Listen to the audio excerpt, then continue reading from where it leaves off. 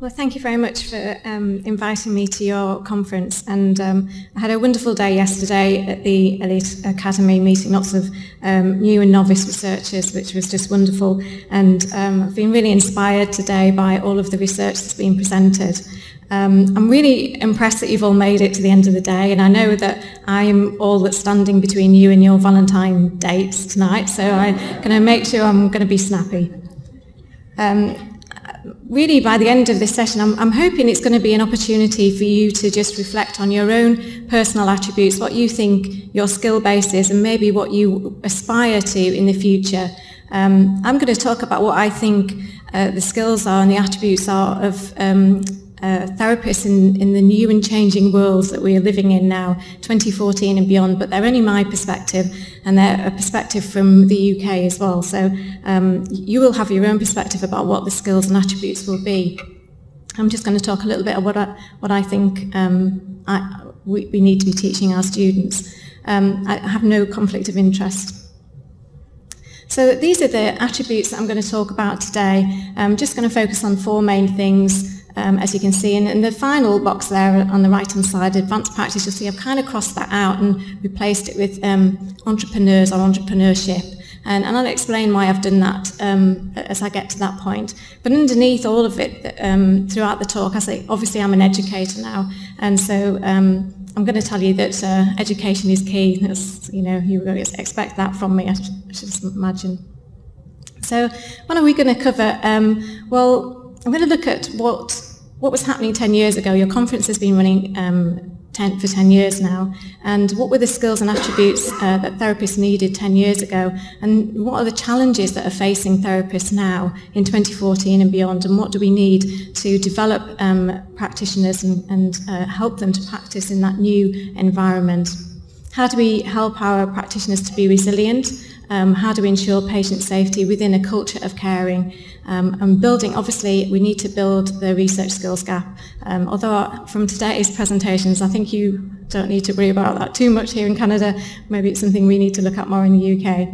And also just finishing around how can we build our innovative and entrepreneurial behaviours so that we can take the service forward. Thinking about what the attributes of a therapist are, and especially the first talk today, the kind of history of the profession reminds me a lot of what the attributes I had when I first qualified back in 1987, which is a long time ago.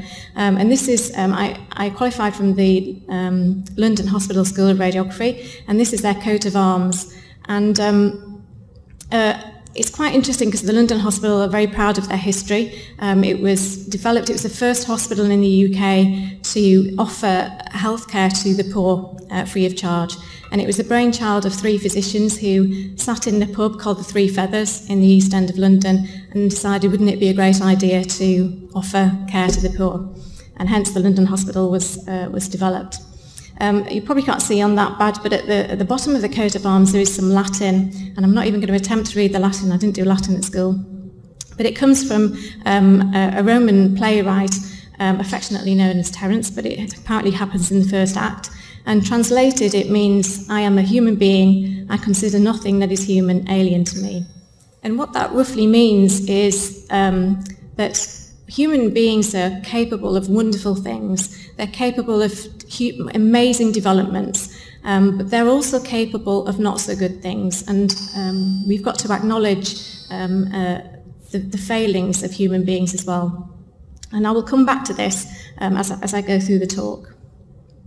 So back in 2004, when your conference first started, what were the skills of a radiation therapist? Well, we'd started to move away from horrible fuzzy verification films to portal imaging, so people were starting to acquire the skills of image analysis. Radiographers were starting to examine their roles, extending their roles, especially in the UK, in breast markup, on treatment review. We had advanced practice roles by 2004. We'd moved away from traditional simulation to SIM-CT or CT-SIM. We had dynamic wedges, and we were using 3D conformal, and IMRT were actually starting to become the norm at that time.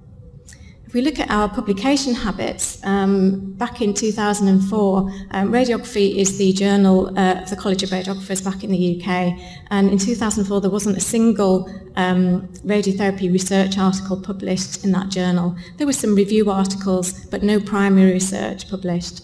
The Journal of Radiotherapy in Practice for that year published a total of 8. So it's not a very good metric, there are other journals, but it just gives you an indication of where we were at in 2004. And you flip forward 10 years and at the end of 2013, 12 primary research articles focusing specifically on radiotherapy published in the Journal of Medical Imaging and Radiation Sciences. There were 8 in radiography, and the JRP published 25, so a total of 45 for that year. So again, it's not a very good metric, it's flawed. It doesn't include all of the publications in the red journal, the green journal, Clinical Oncology, but it does serve to illustrate how far we've come in 10 years as a profession, and we're moving in a very positive direction.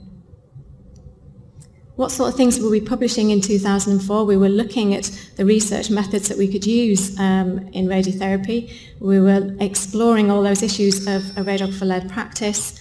We were looking at occupational stress and coping mechanisms, and we were looking at advanced practice. You leap forward to 2013, we were still publishing about occupational stress. Haven't bottomed that one yet.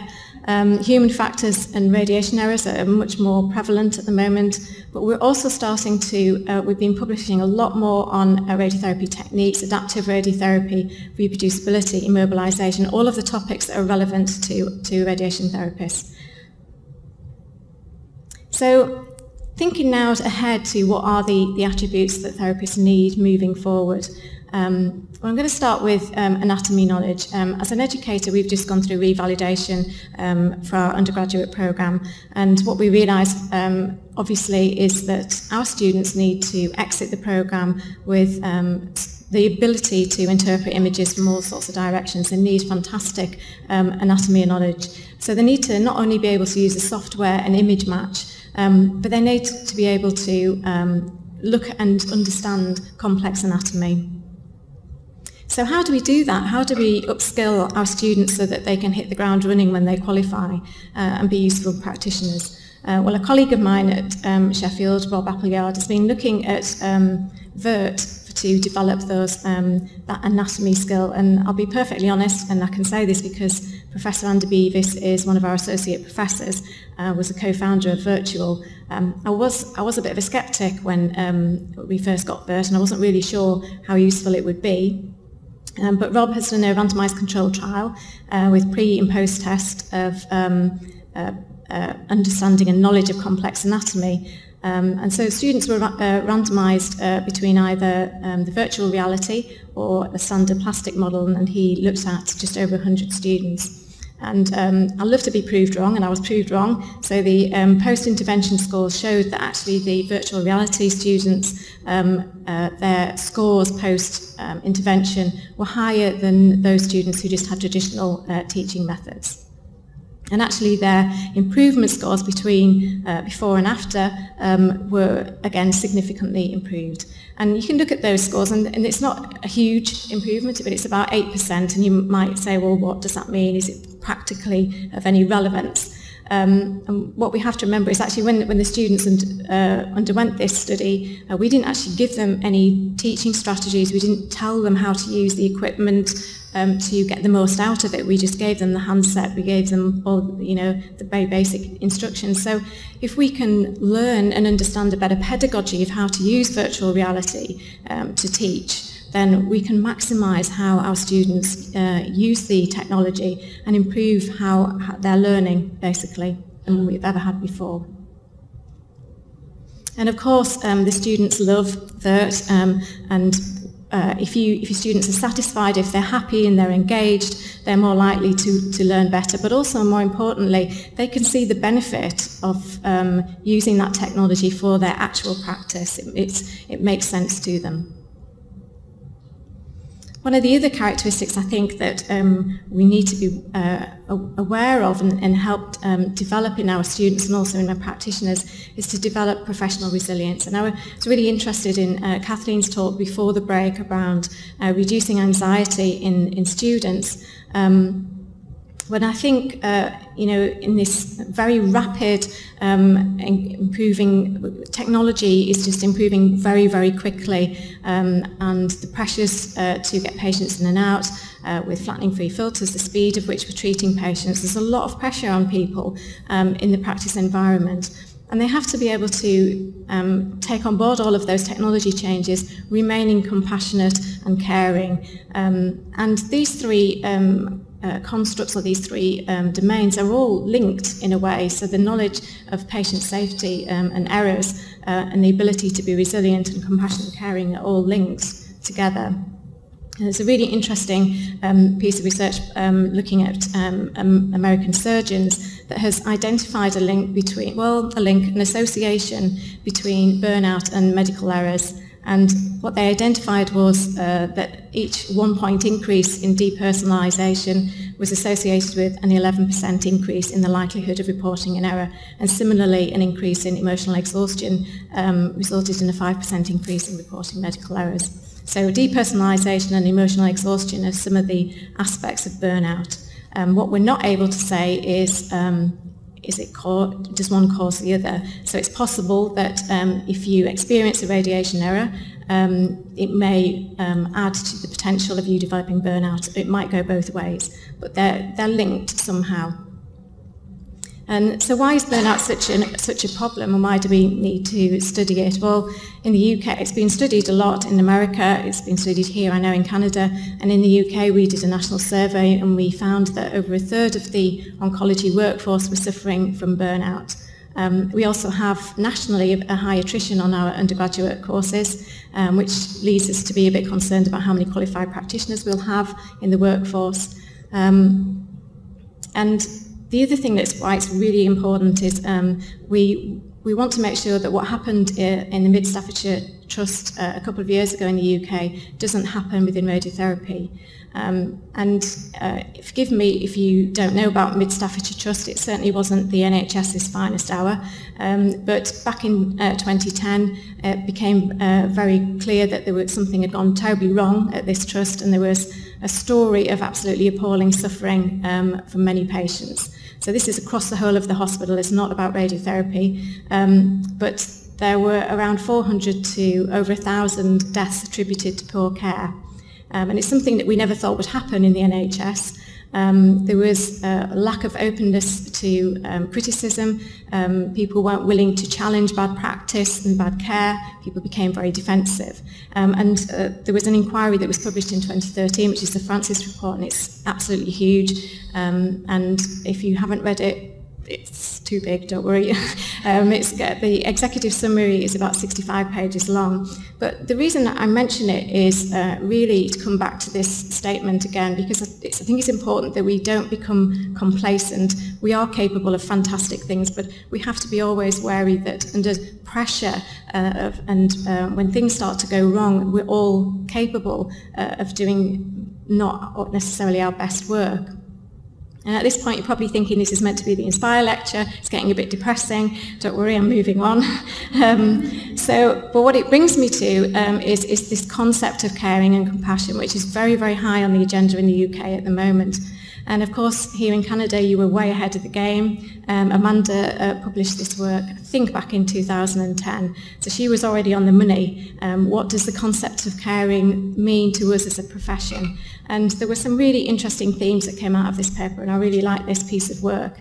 And I really like the quotes that come out of the research that she did. The disease does not define them as a human being, and it's lovely to hear that, especially after our experiences from the Francis Report. And I think what was really interesting was this debate around, well, can you actually teach compassion? And this is the thing that we're debating, and there's a lot of discussion around in the UK at the moment. And I know that it was split perhaps in the work that Amanda did. A lot of people felt, actually, no, it comes from in here, it's not something that you can teach. So what do you think? I'm going to ask you to switch your clickers on. And I've never done this before, so I hope it works. And you've seen you've got two options. Click 1 if you think yes, you can teach individuals to be compassionate. Click 2 if you think no, you can't teach it. You've either got it or you haven't. I'm afraid there's no sitting on the fence this time of the day. Or maybe we'll just go for the non-technical version. Just put your hands up. So let's have a vote of hands. If you feel brave enough, it's not going to be very anonymous, but if you think yes, you can teach students to be compassionate, pop your hand up now. Okay. Oh, okay. A few. So a lot of you do think that actually it comes from in here. Well, I don't know whether you'll be interested to know or not, but in Sheffield Hallam we use technology a lot, but I'm not a great fan of using technology for technology's sake. But this is an image of somebody called SimMan. I know a lot of educators here will recognise him. He's used a lot in simulation and scenarios, and he's all wired up for a particular scenario for these students. And the girl, the student nearest there on the left, is actually holding an iPad, and people who've used simulation before will be aware of the evidence in the literature around some of the advantages and the disadvantages, and some of the disadvantages are around this inability to show empathy. There's no patient there, there's no real person, so you can get used to just being a bit robotic, there's no interaction. But the iPad, on the iPad, they're using augmented reality, so she holds the iPad over SimMan's face and she can see a live image of everything in the room, but instead of SimMan she sees a real patient. A real patient is there talking to her, telling her her story, her symptoms, and what they've identified from this is it allows them to bring in the patient into the room in a non-threatening environment. There's no waiting list outside, there's nobody waiting and pressurising them. It gives them the opportunity to have the reality and to demonstrate and assess empathy and compassion. But also, I have a colleague at Sheffield who is really interested in how, can we actually teach that to our therapists? How do we build compassionate behaviours in our undergraduates? And she did a qualitative study, looked at 18 students. What she did was we brought user involvement, user representatives and patients and carers into the classroom to tell their stories to the students, and the patients were very open, blunt about their experiences. They often cried in the sessions, and what she found from interviewing the students was that actually allowed the students the opportunity to develop their emotional intelligence and understand what it was to be emotional, and to develop their empathy for the patients. So it's been a very positive piece of work, and maybe saying can you teach compassion is maybe the wrong phrase. I think what you can do is you can encourage students to learn compassionate behaviours. It's probably a better way to think of it. So we can enhance those compassionate behaviours through using patient stories. Can we prevent compassion fatigue? And I know there's been some work done in Canada around compassion fatigue. So compassion fatigue is often linked to burnout. It's an element of distress and stress associated with heavy workloads and pressures, and also associated with an experience of maybe a patient's distressing event.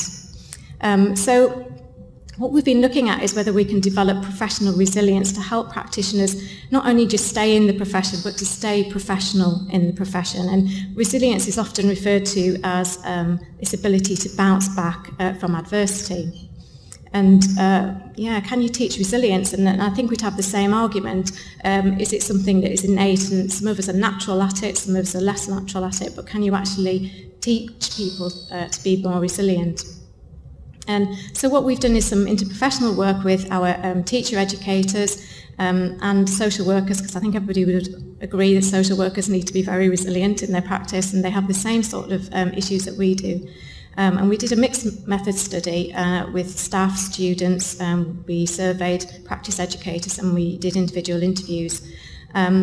And what we did, we tried to get them to talk about what professional resilience meant to them, and the whole purpose was to try and understand whether we could actually develop and build something into the curriculum to support and develop professional resilience. The pictures on the back of these next few slides were story cards that we used in the research to help people get started on having a conversation about resilience. And that picture was picked up quite a few times by both staff and students too. It seemed to embody what resilience was, and one person that picked that said it reminded her that sometimes in our lives we need a hand. We can't always manage things on our own, and we need somebody to help us. And what we identified, that actually there's two faces to resilience. This is quite a scary looking picture, but the tree at the front became a very good metaphor for resilience. It has very strong roots in the ground, and the roots seem to represent therapist knowledge. They've got a very good knowledge base. It makes them very strong, but also trees are very flexible. They're able to bend and sway with the elements and the wind, and so that makes that sort of flexibility is what you need to be resilient. But always in the background, there's those pressures, the workload, the stresses that you have to be aware of. And this is a really busy slide, and I apologise for that, but the two dimensions of professional resilience that we found is obviously on the left-hand side is this bounce back from adversity, and at the top you have, so those are students in training, they have events, things like failing an assessment, a clinical assessment can be quite stressful, dealing with difficult cases when they don't have the strategies to deal with them, and so they have to bounce back from those. But for practitioners, it's maybe things like experiencing a radiation error, new technology, and not being trained, feeling that they're adequately trained, or maybe even transition into a new role. But then on the other side, you've got the day-to-day challenges, the things that are constantly pressurising you. And for students, it can be negative feedback. And I know Kathleen mentioned this again before the break. Just sometimes an off-the-cuff remark can absolutely crush a student. But they're also constantly under the microscope. Our students spend 3 years just constantly being everything picked apart in terms of their skill base. And for practitioners, it's that high workload, responsibility, dealing with patient anger, etc. But what we identified as well from talking to lots of people is that there are lots of things, there are lots of action strategies that we can help people with. We can help them with this ability to challenge. And that was clearly not happening in the Mid Staffordshire situation. People weren't able to stand up and say, I don't agree with what's happening here. We can help people manage their stress. We can develop their skills in reflection. It's a very important aspect of developing resilience. And we can help them get perspective and developing a positive attitude to life. So we can do something, and we've built this into our curriculum now.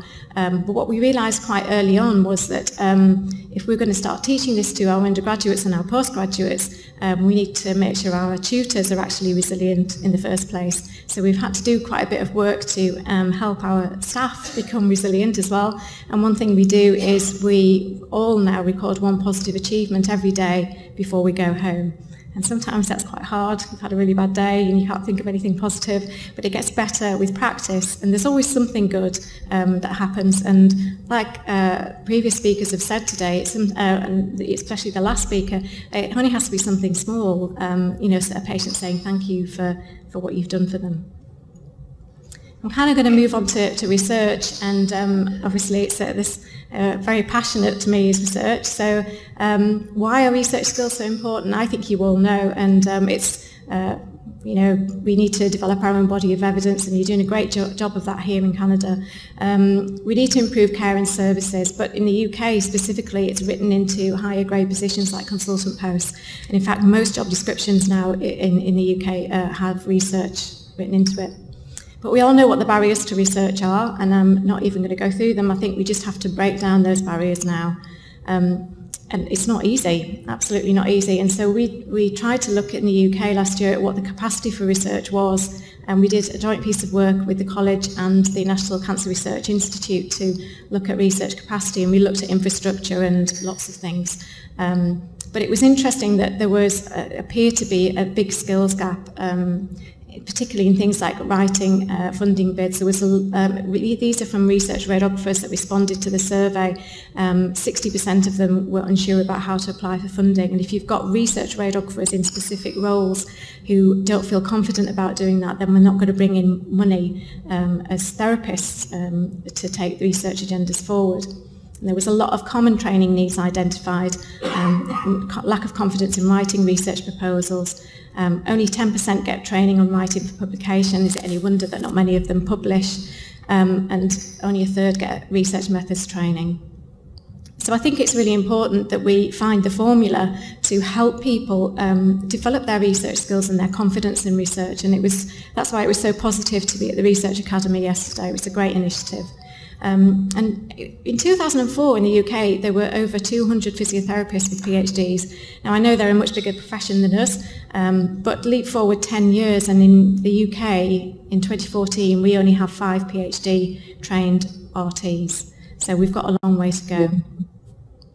What we also know is that research shows that formal education increases the confidence of people moving into specialist roles, and that includes research. But I think if we're going to encourage people to be doing more research, we need to think of innovative ways and more flexible ways of reaching staff in the department. So technology can help with that, and I know there's lots of posters and things around at the moment about mobile apps, and it's been mentioned in presentations I've sat in today.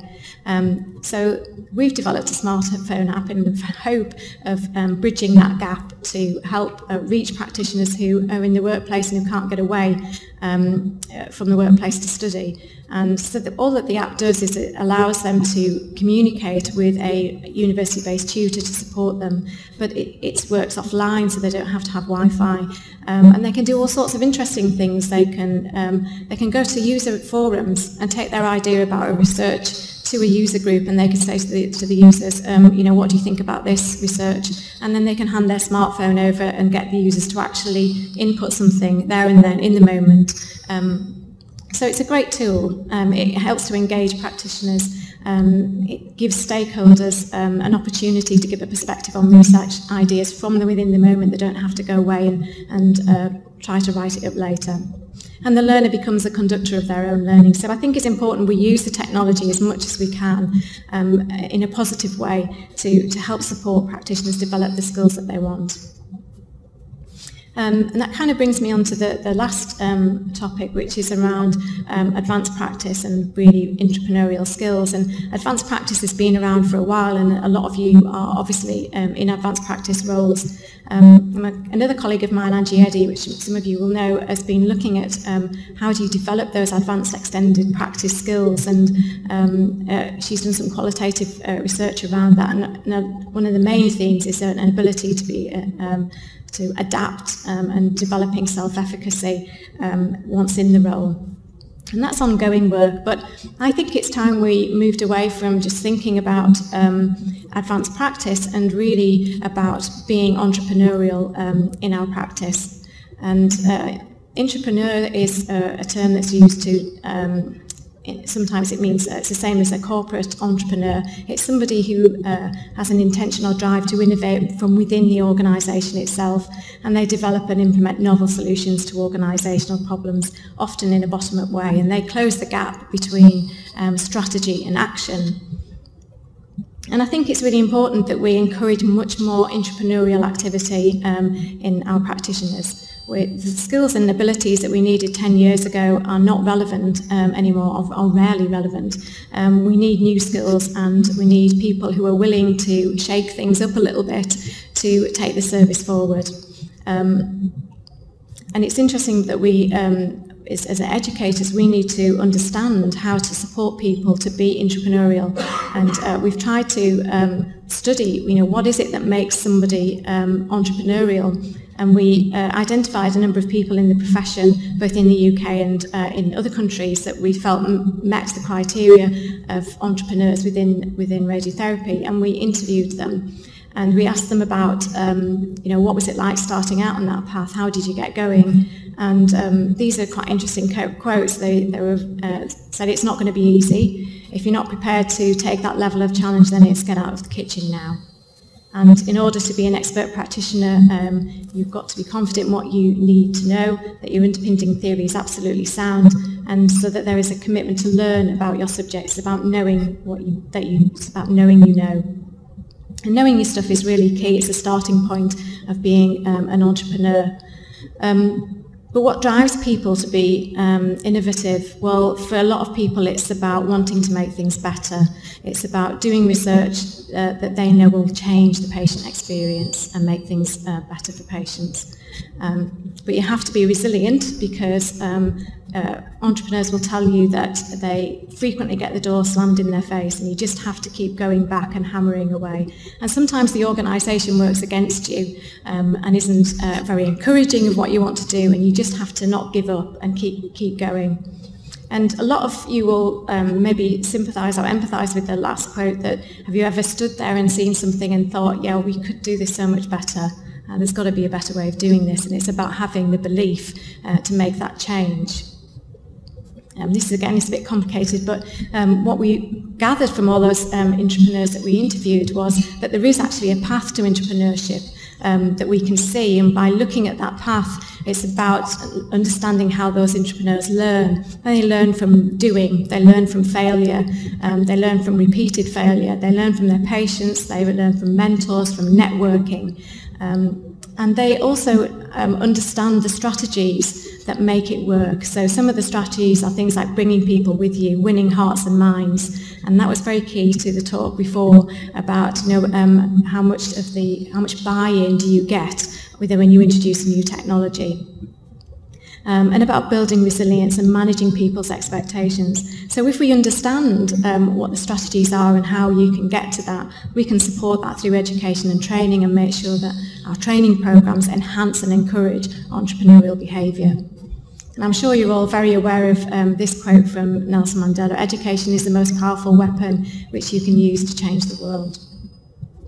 And I think one of the key things as educators, we've got to use the technology that we have available to us, not just because we have it available, but to make things better, to make the learning better, and to make things easier, and to maximise the learning of our practitioners.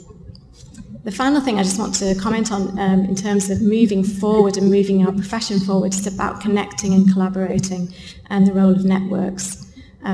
In our survey, our research capacity survey, we asked the research radiographers about their networking, and 80% of the respondents said they had links with a clinical research network, which is fantastic. But on the flip side, over 2/3 didn't have a link with a research centre in a higher education institution. And what a missed opportunity that is for collaboration. And I think it's important that we start to make better connections across radiotherapy centres, across continents and communities of practice. And there's lots of different ways. Digital media is one way of doing that. And we're starting to recognise that a little bit in the UK, maybe a bit slow to the table. And I know you've got a research network in Canada already, but we've now got one at long last in the UK. And it's open to anybody, so please come and join our research network and help us all learn together. So if you'd like to join our research network, it's completely free. You don't have to be a member of the college. It's a Google discussion group. It's meant to connect people with similar research interests. And we also have I chair a breast radiotherapy interest group. It has about 75 members at the moment across the UK, Canada, Singapore, Australia, and we welcome people who've got an interest in breast radiotherapy to come and share their practice from their department. So that's a whistle-stop tour of what I think the attributes are required of radiation therapists. You may have different views, and I suppose my take-home message is really about a focus on education. It's about using technology to enhance the learning of key skills, about building compassionate behaviours through, again, technology, and by bringing patients into the classroom. We've got to develop professional resilience in ourselves and the people that we work with across all grades, I think. I really would like to, I'm very passionate about research training, and I think we need to focus on PhD training so that we push forward the profession and increase the number of PhD trained people we have. But I also think it's important to develop entrepreneurs, and they don't have to be in advanced practice roles. It can be anybody. People have the capability to be innovative at any grade, and we need to support them through entrepreneurial pedagogy and learning. And I think we all have to be open to connecting and learning through networks and communities of practice. And I'm just going to return back to the London Hospital coat of arms. And I really like this quote, when you know better, you do better. And the Latin that's on this coat of arms, I am human being, I consider nothing that is human alien to me, it's also meant to inspire. And what it also means is, be all that you can be. And I hope that's what you all aspire to after this conference. So I'd just like to finish by just acknowledging a couple of people. My boss, or one of my bosses, Professor Angela Duxbury, who is an inspirational leader, and of course the rest of my radiotherapy and oncology team at Sheffield, who are a constant inspiration. They're very passionate about what they do. And if you're not into sport, that's Jessica Ennis. She's Sheffield's most famous sportswoman. She's got a fantastic six-pack. And every woman in Sheffield just looks like her. Thank you for listening. I know that in thinking about it, and you mentioned it at one point, sort of the level of infrastructure that you have set up in the UK is fantastic, and you did mention the 5 PhDs there now and how that's something that needs to be improved upon, and someone can correct me if I'm wrong, but I believe we have 1 PhD right now in Canada in radiation therapy, and I guess if you just give us an idea of some of the, how Canada and the UK compare some of the challenges for each of us, and how we fare against the rest of the world in these capacities as well. Well, I was talking to Robert Adams yesterday from the US, and it sounds like we're all in very much the same position. So you might have 1, we have 5, so we're not far ahead. We're very similar, and it sounds, and the US is very similar as well. And Robert was talking about yesterday about a profession should really have 10% of their profession should be PhD trained, and we worked out that in the UK, we've got about 0.1%. PhD trained, so we've got a long way to go, but maybe we should be aiming for 5%.